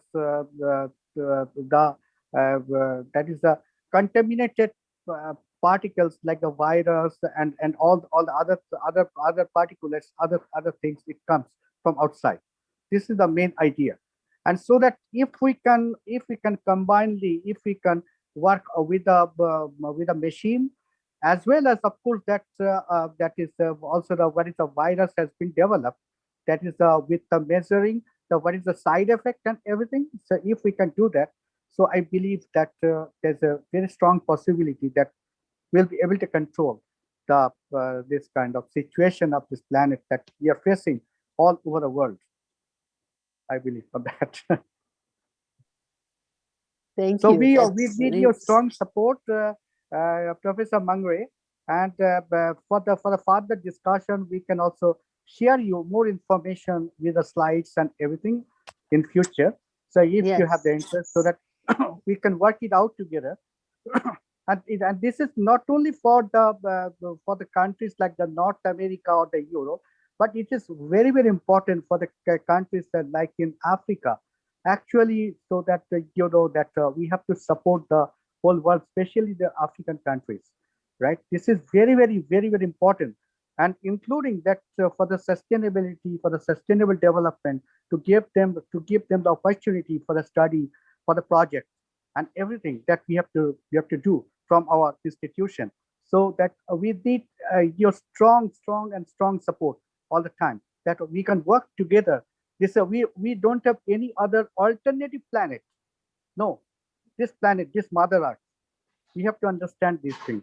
So we have to love our planet, make the friendship, right? No more discrimination. We have to love each other. No more politics. We have done enough, and now we are ended up in this situation, right?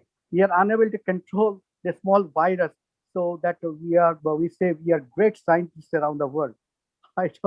So we are really that we have to do our best. Most important thing is the love the humanity, the peace. This is the most important. If we can adopt this thing, this is the environmental peace. There'll be no more Holocaust. No more things will come in this planet again, over and over again. This is my message, and I love everybody in this planet. That is so true. Thank you. Thank you. I'm going to add to that the pessimistic side here. Of course, I'm kind of known as a bit of a pessimist, because what we found is that things like epidemics, pandemics, wars, earthquakes, volcanoes tend to take us away from this goal. We've been through, we're in a period where we've had less violence in many parts of the world, and that has helped us promote this view, this desire for getting together. My big question is, how do we stop from backsliding? Now, we're getting so many, as we get problems, as we get economic problems, as we run short on fuels, okay, how do we maintain the progress we've made, the changes we made that we kind of like?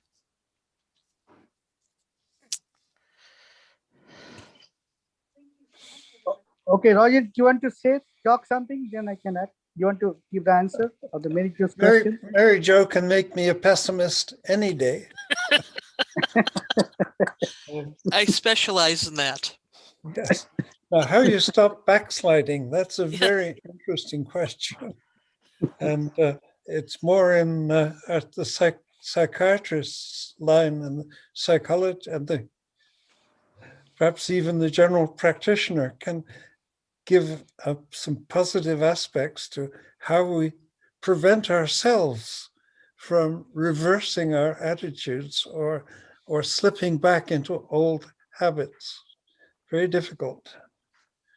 So I don't have an answer, Bob. No, I have something that I can tell a little bit about. That is, it is the Indian philosophy. Actually if we can practice that is the natural life, right? So that is with the come back to the nature, love our mother earth, right? No more pollution, and to try to control what is the existing technology which cannot control the air pollution and the industrial pollution. If we can use the green technology, so that can control on that.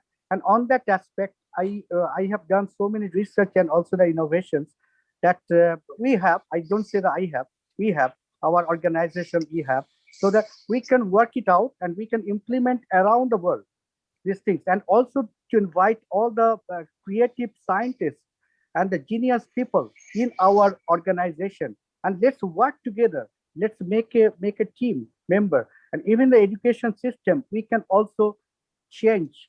I respect all the great universities in the world, from MIT, Stanford, Harvard, Oxford, Cambridge, everything.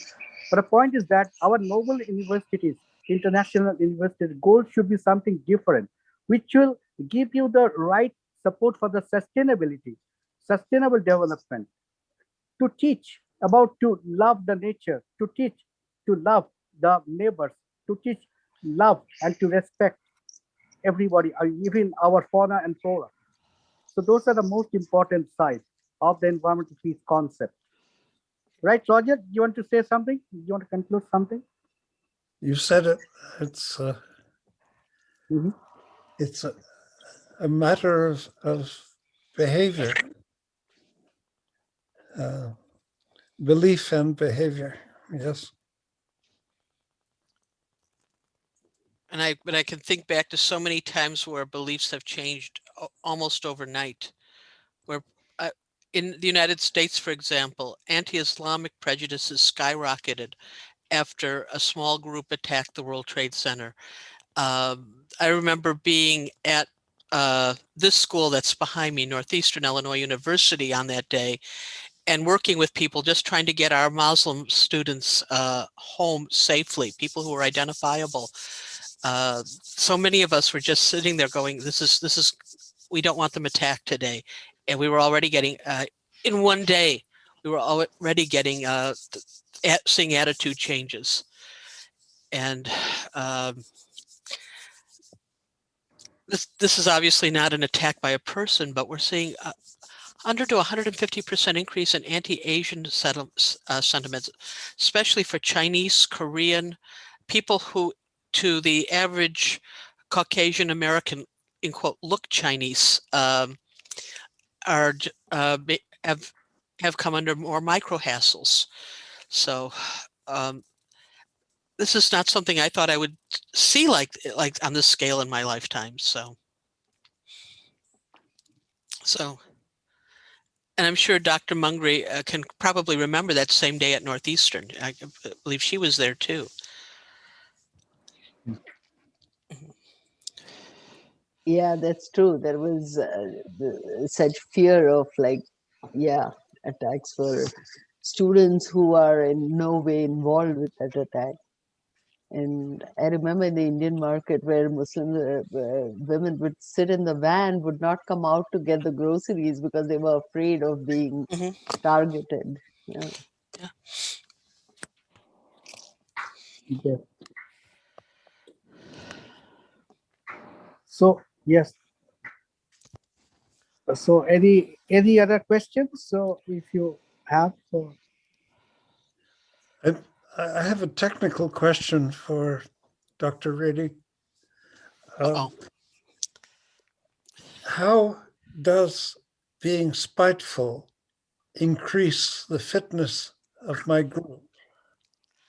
Well, I'll give you an example that somebody gave to me a few years back about about some elephants. Elephants are migratory, and I've also seen this, by the way, now in deer. Migratory animals, they don't typically come back to the same place they were in any short period of time. So in this one case, the elephants, before they left a pond, a watering hole, they basically defecated in the watering hole. Now they have all their own parasites already. They have a very slim chance of having to use that watering hole again in the near future. But any other elephants that come by and need that water become infected. So if they start out about at the same level of fitness for their environment, adaptation, all of a sudden they may have gone down a little bit because, well, yeah, that watering hole isn't available to them at this point. But the other guys go down significantly more because now they're going to potentially pick up more parasites and diseases from the first herd. When we start looking at things like this, we're looking at gene reproduction. A good way of thinking about an organism, or one way I should say of thinking about an organism, is the gene's way of getting to the next generation. And if genes can make more copies of themselves relative to everybody else, they win. So they may not reproduce quite as well, but as long as they're doing better than the next guy, they're probably going to be a winning combination for genes. And any genes that support that kind of behavior will get passed on differentially. Okay, so give us the definition of spite again. Spite is a lose-lose type of situation. For many years, we've looked at win-win mutualism, where both parties will win in a situation. Win-lose, like parasitism and predator-prey relationships. We have a situation we call commensalism, where one party benefits the other, doesn't seem to be particularly harmed or helped significantly. So there's a very uneven use of the in the relationship. We have neutral, the things are kind of around each other, but they're not really interacting. It's like almost like they're just there, and it's almost by chance. And then we had the lose, nothing bad happens, or lose-lose relationships, which we haven't looked at very much until recently because it didn't make sense. For a long time, we thought humans were the only animals that behave spitefully. Every time we say humans are the only animal that, we find out we're wrong. Used to be, we're the only animals that can use language. Then we had a chimpanzee that learned sign language, and we had an orangutan, and now we're finding out that dogs can understand quite a number of actual words. So that Broca's area is not unique to us. We're the only species that shows compassion, the only one that does art. And we immediately start to see that we are maybe quantitatively different, but not necessarily qualitatively different. That there is actually the other animals are a lot more like us than we find comfortable at times. And so spite, when we say we're the only ones that have engaged in spite, and we all know what spite feels like, right? We've all done it, and sometimes it just feels so good. Okay, you're getting back at somebody who desperately deserves it. It feels good, and we'll take risks, to put down an opponent. And none of us like to acknowledge it, but we all know it, and we've all been there. So, yeah, my favorite. I was going to say my favorite example are the spiteful bacteria, though, where you have two clones coming near each other, and the ones at the edge of the clone will start to explode, and start taking out the members of the next clone. Yeah, thank you, Mary. Your Professor Guy has one question. If you can explain. Hello. Hello. What's the question? Professor Guy, so that, yes, he just, hello. Yeah, so Professor can you unmute? Mary, the question is, just is it possible to exchange and share some thoughts from the sub-Saharan perspective? Is that aimed at any of us, or? I think he wanted to say something. Yes. Yeah. Hello. Hi. Thank you so much, everybody. We are calling from West Africa. We are calling from Senegal in the West African side. And we're really thankful to Honorable Professor Gangoli for his welcoming thoughts and very nice, open-minded and kind resolutions that he's doing with us. Different context. Our context is really different.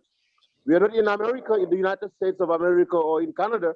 We are not in Italy. We are in Africa, where poverty is a big factor, a social factor, impeding all types of strategies to fight against COVID-19. That's one thing. And on the other side, we see that looking at the figures, COVID-19 is rocketing all over the world with lots of deaths and lots of issues in different big developed countries, but less deaf people and situations in our continent, our West African continent. So I'm giving my question like that. Is COVID-19 is discriminating between the continents or between, people?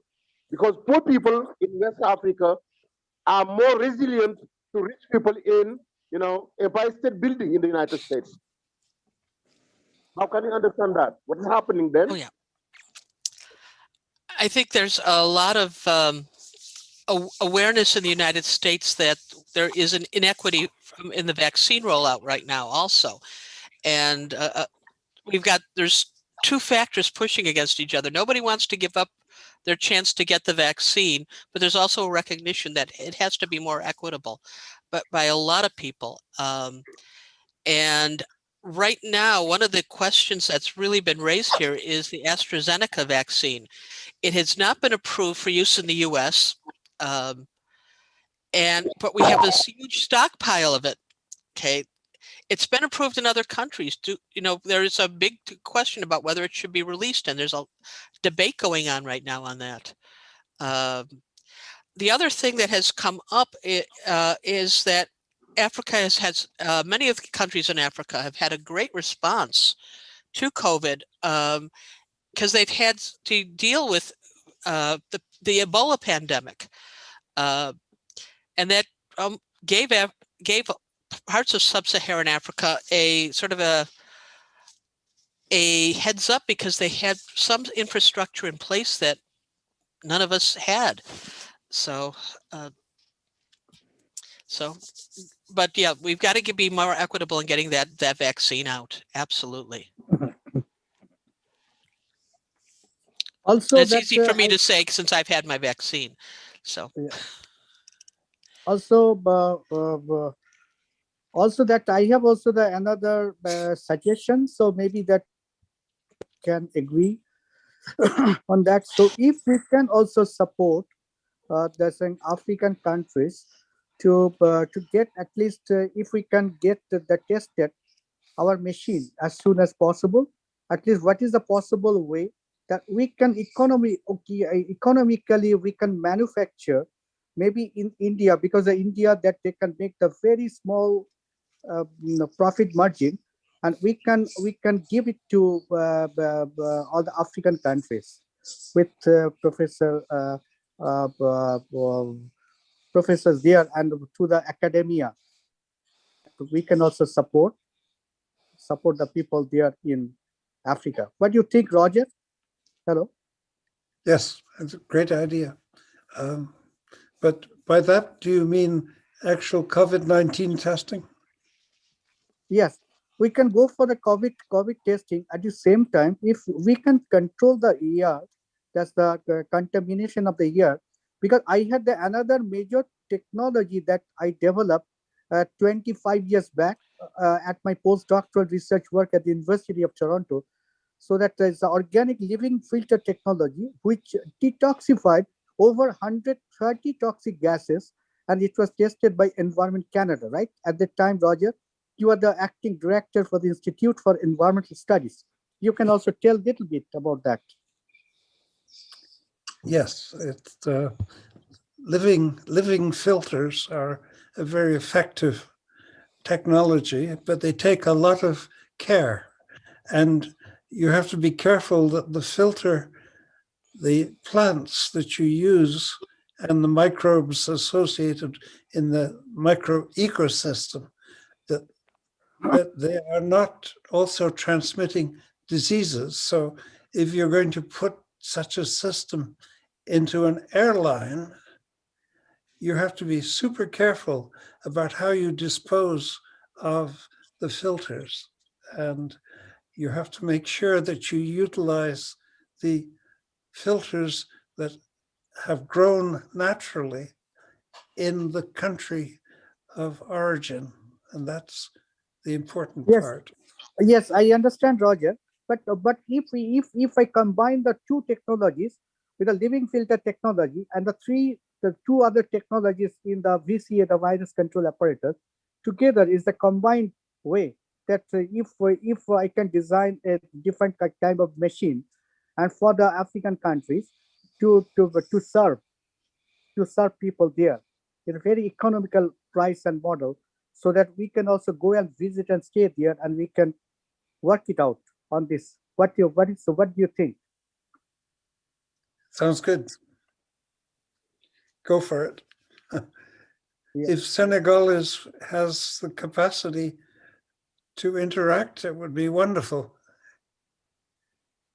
Yes, we are always positive, so that regarding not only Senegal but the other African countries.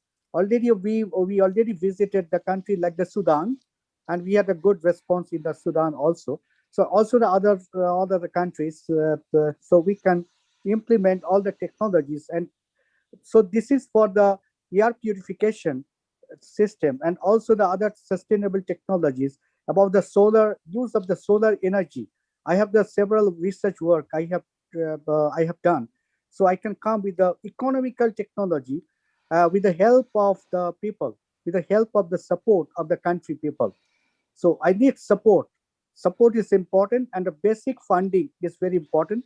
Then we can go forward, and to manufacture we can do it in India, as well as in future we can transfer the technology there in the country, in the Africa, for the generation, for the job possibilities there, for the sustainability.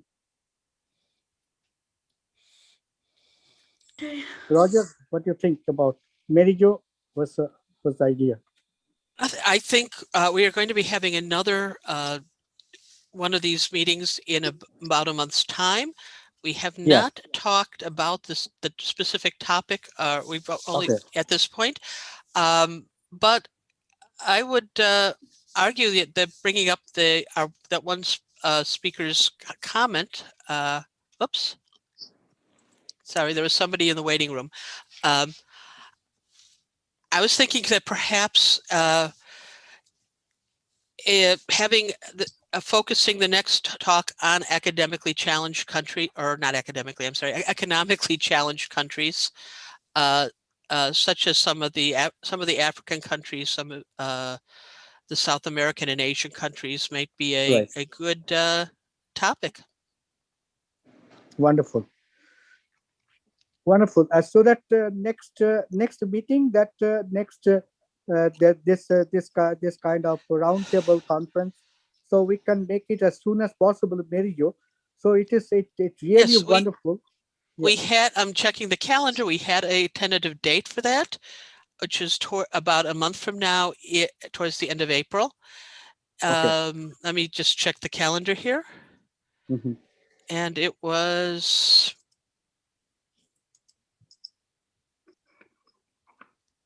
I want to say, and we did not put it on the calendar yet, apparently. But it was going to be either the 16th or the 23rd of April.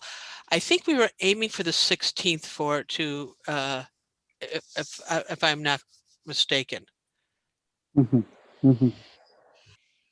So watch your emails, watch out for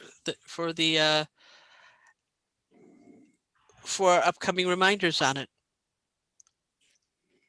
Okay, if Professor Mary-Jo, you let me, I'm going to wrap up the panel. Absolutely. Thank you very much. It was an absolute pleasure to have you all as our panelists. We have learned a lot from and thank you very much from all our audiences. Thank you for your attendance.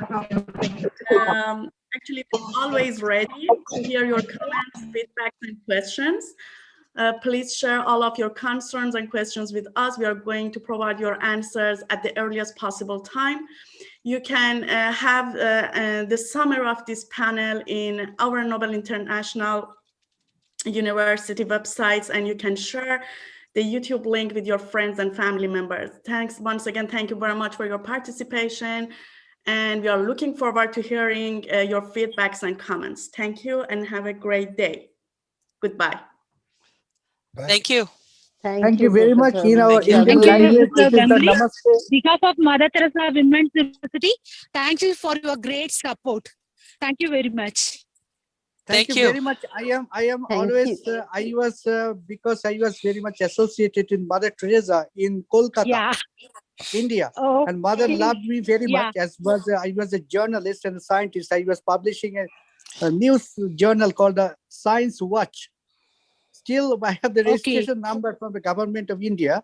So maybe in future, so you can carry out, so that small journal, if we can carry out. So I am eager to give you. I'm eager to give you just this kind of thing. And also that one point. So one point. So kindly just send the article form that we'll be able to publish to our scholarly journal of environmental peace and the review. It will come immediately. Yeah, sure, Professor. Yes. Yeah, sure, Professor. Thank you very much. Thank you very much. For your